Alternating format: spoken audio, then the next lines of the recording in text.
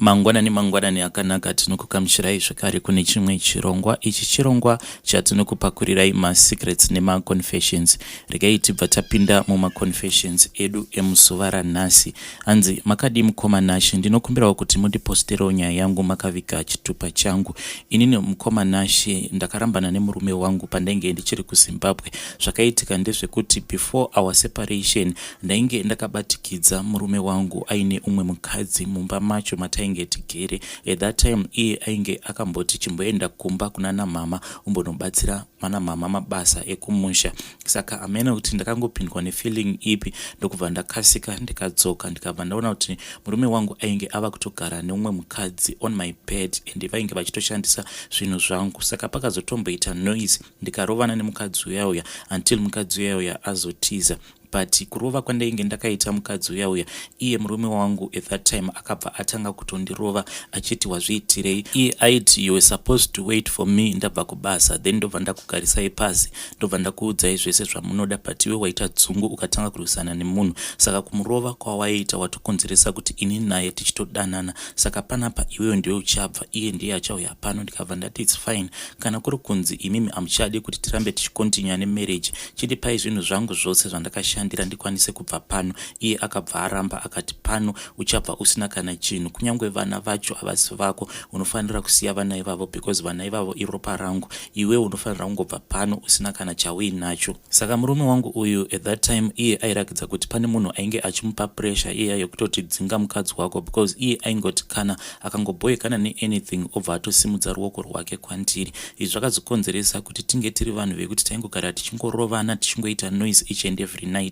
Saka ini ndakazosvikawo pakuzivisa hama dzangu dzikabva dzazotumira vamwe sisi vangu vakuru, ndokubva vazouya vachiita sekunge vaida kuti yananisa. Saka mukutigarisa pasi tichiyananiswa ini nemurume wangu, mazuva ekutanga iye aitotaura kuti zvemarriage yacho handichatombodi nezvayo, chingotorai munin'ina wenyu mubve pano, because zvaanondiitira zvacho handifunge kuti ndinokwanisa kuramba ndikagarisana naye. Saka ivo sisi vakabva vati bamunini, munoziva here kuti kana kuri kunzi mimi hamuchadi mukadzi, makuda kupinza umwe mukadzi mumba munomu, munofanira kupa munin'ina wangu zvinhu zvose zvaakashandira. Hamungati umwe mukadzi auye achipinda mumachira akatengwa neumwe mukadzi, but iye akabva ati is fine, takurai zvacho zvose zvamunoda, tava kuda kuenda. Iye akabva ati imba yangu ndava kuida. Saka sisi vakabva vazivisa vabereki vedu vainge vari kumusha at that time kuti ndo zvainge zvataurwa nemukwasha wavo kuti imba yake ainge achiri kuida. But ivo baba vakabva vati iwewe iti mwana arongedze hembe dzake ambodzoka kuno,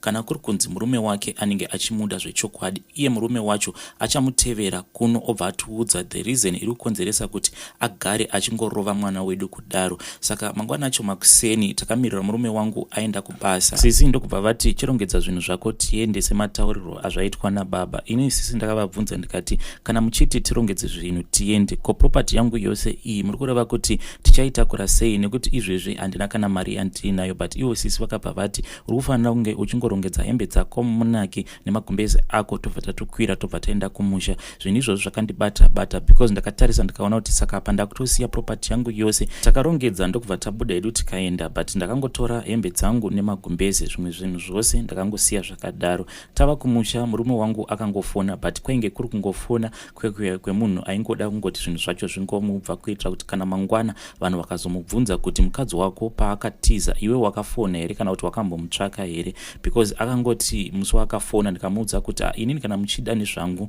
munditevere kuno kumba, ndokubva atodropa call. From there on haana kana kuzombondifonera zvamuchose. Ndaingonzwawo nemakuhwa ikoko kwatainge tichigara, because ndaiva nemamwe manumbers evamwe vainge vachindipa maupdate vachindiudza kuti izvezvi ava kutogara neumwe mukadzi, ende mukadzi wacho vanhu vaiti zvinorakidza kuti ainge atori munhu aitova nepamoveri pake. Saka zvinhu izvo zvaigara zvichingondirwadza, but wekuti ndaikwanisa kuudza pain yandainzwa painge pasina, ndaingopretenda for the sake of my kids kuti I was okay. Saka kubva zvandainge ndakaenda kumusha ndikanogara nasisi vangu, mamonaki aya ndainge ndisina kumavhura zvaizvizvi zvekunyanya kumavhura, because ndaiti pose pandinenge ndichida kumavhura kuti nditore hembe dzevana ndaibva ndanzwa pain kuti saka marriage yangu yatoparara zvamuchose here. Then there was this other day amene kuti ndainge ndichitsvakei mune rimwe monaki, ndokubva ndasangana nerimwe plastic bag rainge rakaita kusungwa. Ndikabva ndavhura plastic bag riya, ndokubva ndaona kuti plastic bag imomo mainge muine mabhokisa maviri neunderwear yemurume wangu. But I still remember kuti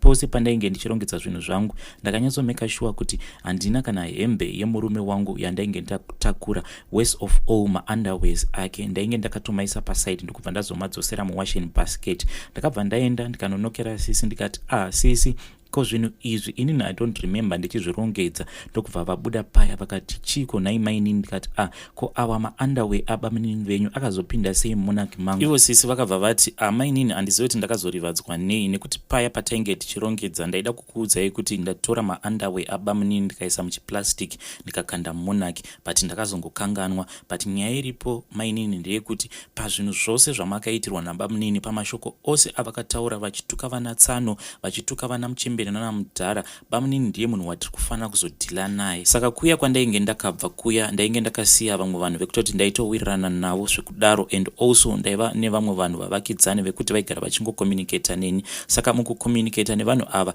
vainge vachindipa maupdates vachindiudza kuti kunoku amai mwana murume wenyu ava kutogara neumwe mukadzi, and mukadzi wacho andiratidza kuti mimba yake yatokura, zvinotoreva kuti vanhu ava vanga vatova netime vachitodanana imi musingazvizivi. Saka kana uchiudzwa maupdates about everything zvainge zvichiitika mumarriage yaunenge wabuda zvinongoramba zvichingokupa imwe pain isingaperi. Ndakazopedzisira ndapindwa nemweya werevenge mukomanashi ndokuzofamba kwatakaita inini nasisi vangu. Saka kwatakaenda takasvika tikanoona vamwe madzimai, but madzimai ava vaisanganisa zvechechi, uko murume wavo ainge ari n'anga. Saka zuva rekutanga ndakangosvika paya tikataura nyaya yedu inini nasisi, ndokubva tazobvunzwa kuti tainge tichida kuita zvekuita sei, ndokubva tavaudza zvose zvatainge tichida kuita. But ivo sisi ndivo vainyanya kutaura, because inini ndaiti kana ndikataura sisi vaibva vati aiwa hazvisiri zvomainini, isusu panapa tatifambira zvakati zvakati zvikati. Saka ivo sisi the way yavainge vachitaura nayo, vanhu vaya vakabva vatiudza kuti chimboendai mozodzoka, but musi wamunodzoka kana muchida kuita zvinhu izvi zvamuri kuda kuita munofanira kuzodzoka either muine hembe yemunhu uyu kana kuti mune chimwe chinhu chekuti iye akamboisa mukumbo rake kana kuisa pamuviri pake. Saka ndokubva taenda paya tikazodzoka takabata maunderwear emurume wangu tikasvika pamba paya ndokubva tatanga kubatsirwa. Saka mukubatsirwa kwatainge tichiitwa takatanga tichishandirwa tiri mumba kusvika tazobuda panze. Patakabuda panze takabva taenda tikanopfugamiswa pamwe painge paine rimwe zen'e ndokubva tapfugama paya. But ivo vakabva vati kwandiri madzimai uyai mupfugame pano padhuze neni. Saka pandakaenda paya ndikanopfugama padhuze namadzimai vaya, muruoko rwavo vainge vakabata chigero, and also vaiva nechimwe chibhaketi zviya zvima5 liters zvepende zviya, but mukati mainge muine zvimwe zvainge zvakaita sekunge zvainge zviri zvepowder zvewhite. Takapfugama paya vakabva vati torai zvipfeko zvemurume wenyu mutaure zvose zvamunoda kuti zviitike kumurume wenyu, asi itai muchicheka zvipfeko zvake, muchichekera pamusoro pezen'e apa, muchiita sekunge muri kuda kuparadzira mufushwa. Ndikabva ndaita saizvozvo. Saka ndakacheka maunderwear emurume wangu ndikaita tumapisi tudiki diki ndokubva ndatanga kuparadzira sezviya zvinoita munhu kana wakayanika mufushwa wako pazuva. Ndapedza kudaro madzimai vaya vakabva vanditambidza che5 liters chiya. Pandakanopinza ruoko rwangu muchi5 liters imomo ndakanzwa kuti powder yainge irimo yainge yakaita kutsetseka, but yaita sekunge yainge iri fertilizer, but mukuibata kwandaiita ndainzwa mumaoko angu kuti yaita kuswinya mumaoko. Vakabva vanditi mwayai powder iyi pamusoro pezvipfeko zvemurume wenyu muchitaura zvose zvamunoda kuti zviitike kwaari. Mukutaura ndakabva ndati iwe murume wangu zvawasarudza uri wega kuti inini nezvangu hauchadi wawana umwe mukadzi. Ndanga ndichingokumbira kuti vana vedu ava vatakazvara tiri tose hauzombofi wakavakanganwa. Pandakataura mashoko iwawo sisi vakabva vapopota vakati mainini sandizvo zvinhu zvatafambira kuno, munoreva kuti tingatingura netsoka kubva kumba uko tichiuya pano kuti muzotaura matakanana akadaro. Sisi vakabva vatanga kundiudzira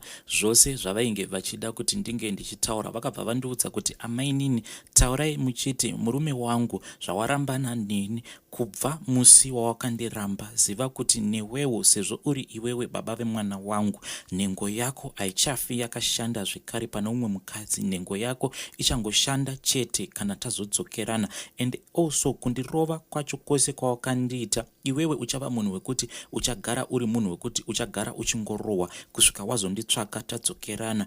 And iye mukadzi wako iye ari kunzi ane nhumbu iyeyo ndiyo nhumbu yake yekupedzisira yaachabata as long as ari pauri. mwana iyeye waakasenga amufi makamubata mumaoko. Ndakangoti ndichingopedza kutaura mashoko ose andainge ndichiudzirwa nasisi vangu, tumapisi twetuyo twemaandawe emurume wangu twandainge ndacheka tukabva twatanga kupfungaira tukatanga kubvira ndokubva tazoitirwa umwe munamato, because ivo sisi vangu vainge vaine rwendo rwekuti vauye kuno kuSouth Africa ivo nabankuru, ndokubva vaitirwa munamato wavo ndokubva tabva paya tikaenda. Saka ivo sisi ndivo vakazotanga kuya kuno kuSouth Africa vakashanda ndokubva vazonditumira mari, but pandakauya kuno ndakava munhu wekuti ndakangosvika ndikasvikira mumaoko asisi ndikatanga kugara navo. Kunyange nanhasi ndiri munhu wekuti ndinongogara padhuze nasisi, ende sisi vangu munhu wekuti anokontrola, anotozivikanwa mumhuri mose kuti ivo vane control isingaiti. Kana vataura chavanenge vachida kuti chiitwe, chinhu ichocho chinotoitwa.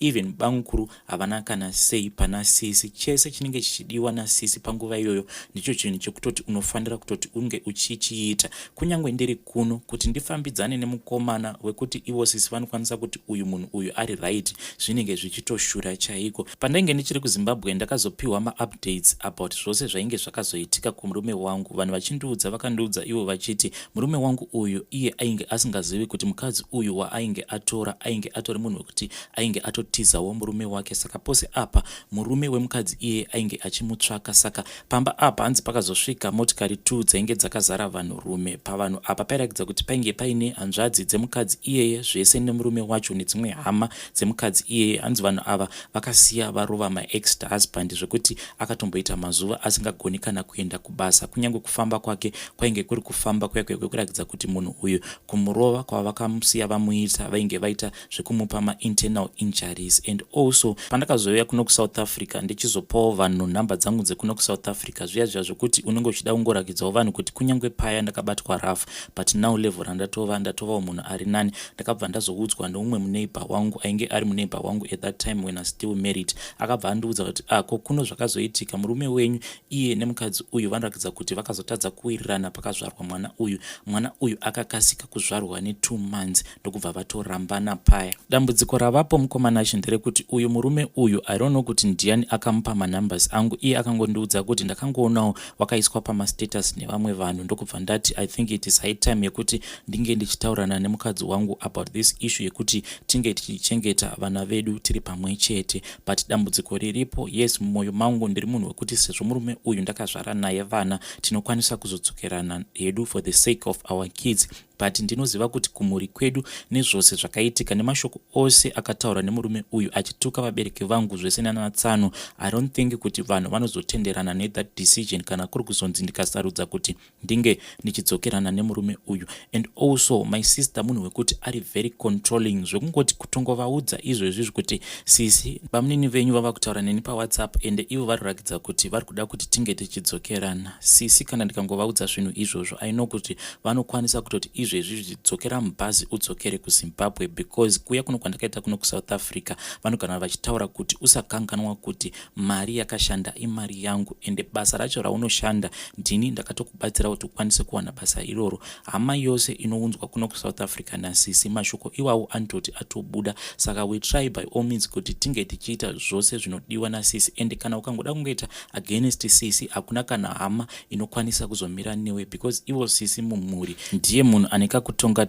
Even pandakadzokera kumusha pandakazobata foni yababa ndakangovhurawo machats ababa ndokubva ndasangana nemamwe maaudios airakidza kuti paya sisi pavainge vakauya kuzonditora ndiri kumurume wangu vaitoudzira baba zvekutaura vachitovaudza kuti kunoku ini ndiri kutobva naye, saka iye muudzei zvakati ende ndo mashoko andakazoudzwa nababa ende ndo mashoko zvekare avakazoudza murume wangu. Saka ipapo mukoma ndiri kutotsvakawo help kuti ndopafambisa sei. I know kuti murume wangu munhu akandirwadzisa to the last extent, but dzimwe nguva ndinomborwadziwa nefuture yevana vangu. Kana mukaposta mukoma please notify me nditevererewo mucomment section. Vedare iyo ndo nyaya yatakatumirwa nemwanasikana. And also kune avo vanotumira mavoice notes avo, sometimes voice note rera kareba kuita 20 minutes then munhu obva ati ita rekutaipa. Saka sometimes ndinokwanisa kuzononoka kuposta that voice note because zvinotora nguva kutaipa up each and every word.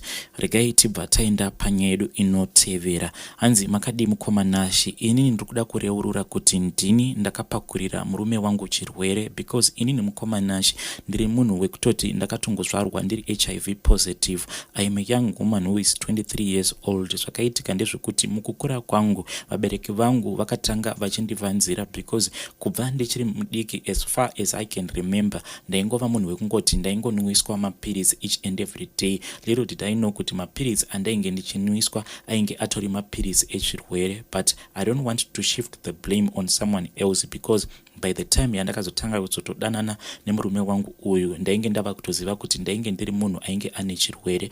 But by the time yakarara neni ndakabva ndatya kuti sezvo munhu uyu andibvisa umhandara, maybe anokwanisa kuzondiramba. And ndezviya zvekuti vanhu vanokuudza kuti kana ukagara wangobviswa umhandara, the next man anenge achida kuzokuroora anozokubvunza kuti ko zvausina mwana, ko umhandara wakaenda kupi? Saka all along inini naye patainge tichidanana, iye ndainge ndakatomuudza kuti I was a virgin and ndainge nditori mhandara zvechokwadi. Saka iye pose paiti ngatimboenda ndinotestwa, ndaimuudza kuti what is the use yekuti ndiende kunotestwa, but deep down ndainge ndichitya kuti you will find out kuti nini I am HIV positive, obva andiramba. Saka iye ndiye akazoendake akanotestwa ndokubva andirakidza maresults, because iye ainge achindudza kuti kumashure uku ainge akambosangana nevamwe vanhukadzi. Saka zvakazoitika mukoma Nashi ndezvekuti mamwe mazuva aimbonimanikidza kuita bonde neni, ndobva ndaramba. Saka zvataita ndezvekuti aizongotambisa nhengo yake panhengo yangu, zviya zvekuti you will be just having oral sex kusvika azopedza, tobva tangoregedza zvakadaro. But there was this other day iye akazomanikidza kusvika azopinda mukati mandiri, and also ndipo pandakazobatira pamuviri mukoma Nashi kuti ndichikwanisa kutaura kuti inini I am HIV positive, ndakabva ndangotadza. So by the time that I found out kuti I was pregnant, amai ndakabva ndavaudza, and also mukomana ndakabva ndamuudza. Iye akazototumira vanyai and zvinhu zvose zvimwe zvakatombobhadharwa, but amai then resisted the idea yekuti inini ndinge ndichienda kunogara naye, because vakabva vati mwana wangu uyu achiri mwana mudiki, because at that time ndainge ndichangotena 17 years. Iyewo in his family side vainge vachitya kuti vakanditora against my mother's wish, mama vanokwanisa maybe kuzovaripotera. Saka izvi zvakazondibatsira kuti paya pandainge ndichienda kukliniki, mareports angu ekukliniki achinyora kuti pane mamedication andinofanira kutora so that I won't transmit chirwere ichi chichienda kumwana. Murume he never found out about all of that stuff. Munhu aingoziva kuti munhu ari kungoenda kumachecks up ake kukliniki. Zvinhu zvizhinji ndakazviwandisa from him until tazotanga kugara tose. Mukoma Nashi, on this issue kana ndikada kutanga kutarisa nhema dzandakataura kuti nditange kuzvigadzirisa, handitombozive kuti ndotanga kutaura chokwadi chacho ndichiti kudii, because pana mama pavakandibvunza kuti saka mukomana wako wava kudanana naye anozviziva here kuti iwewe uri kunwa mapirizi? Mama ndikabva ndavanyepera ndikavaudza kuti yes mama, mukomana uyu anoziva HIV status yangu and iye akati anondida zvakadaro. And then my husband, iye andina kana kumbogara ndambomuudza about this HIV status thing. The only thing chandaingowanda nacho panhau dzekunotestwa, ndaimuudza kuti inini ndiri mhandara and uchazozviona the day rekuti uchazosangana neni kuti ndiri mhandara. So what is the use yekuti tinge tichienda kunotestwa? Instead iwewe uri kuti wakamboita masexual relationship, ndiwe unofanira kunge uchienda unotestwa, because unokwanisa kuzondizadza chirwere. Saka ndo zvakazoitika, and the day raakazorara neni akatobvuma kati ya, saka wairevesa paipe pawaindiudza kuti uchiri mhandara. But little did I know kuti ndiri munhu wekutoti ndakatongozvarwa ndine chirwere. The person that I blame mukoma Nashi, it is my mother, because mama vangu kubva ndiri mudiki vaingondikurudzira kuti usafa wakaudza kunyange best friend yako kuti wewe you are HIV positive, because kana ukangoudza vanhu maclassmates ako ose anobva atanga kukuseka and hakuna kana munhu anozomboda kutamba newe. Saka mashoko awa out of fear ndaigara ndichingotya kuti kana munhu akangozviziva kuti I am HIV positive ndinobva ndashaya shamwari zvose nekutofamba ndichingotaurwa nezvangu kuti ndine chirwere. Saka mukoma Nashi, this is the reason why I kept this secret from my husband. Saka kubuda kwazvakazoita ndezvekuti uyu murume wangu uyu kubasa kwavo vanhu vekuti vanongogara vachingotestwa. Saka akabva atestwa ndokubva abatwa nechirwere. The day raakazoya kuzondiudza, ini ndakabva ndatanga kutochema ndichimuudza kuti saka ndizvo here zvaukandiroorera ndichiri mhandara kuti ukwanise kundipa HIV yako? Iye akambozama kurizina, but but ndaingoramba ndakatsikirira point iya yaakandiudza kuti iye akatanga kusangana nevasikana pabonde achiri kuchikoro, and also paakazotanga kushanda tisati tasangana munhu wekuti akasangana pabonde nevasikana vakasiyana-siyana. Saka ndakabva ndashandisa that thing to use it against him, ndichingoramba ndichingompa that reason kuti pavasikana vose vawakandiudza kokuzoti vamwe vausina kundiudza vawakaita sex navo, unoreva kuti pangashayika one ane chirwere here chekuti akakupa chirwere, ende chirwere ichocho maybe chakabva chagara chingori munyama dzako. Mukomanashi, I regret kuti murume wangu handina kana kumbogara ndamuudza chokwadi kuti akwanise kuzvisarudzira achiziva chokwadi about my status, but ndakasarudza kumunyepera. Dambudziko ravapo nderekuti marriage iyi sezvo ndakaitanga ndiri panhema, it means kuti murume wangu ndinofanira kungoramba ndichingomufidha nenhema so that marriage yedu haizoparari. And also sometimes ndinombogara pasi ndotanga kufunga kuti saka Mwari kumashure uko patainge tichiri vana vadiki paya patainge tichiita zviya zvemahumbwe, ko kana ndakaita musikanzwa nevamwe vana vevanhu hazvireve here kuti ndakatovazadza chirwere? Please mukomanashi, post for me, but iyi secret yangu iyi handifunge kuti ndinokwanisa kuiburitsa pamberi pemurume wangu. Isecret yekuti ndichangoichengetedza kusvika ndazotorwa nerufu. Vedare, iyi ndo secret yakaomarara. Kutengesa upenyu hwoumwe munhu zvakangooma hazvo. Vedue vadiwa vateereri, will be back with another episode.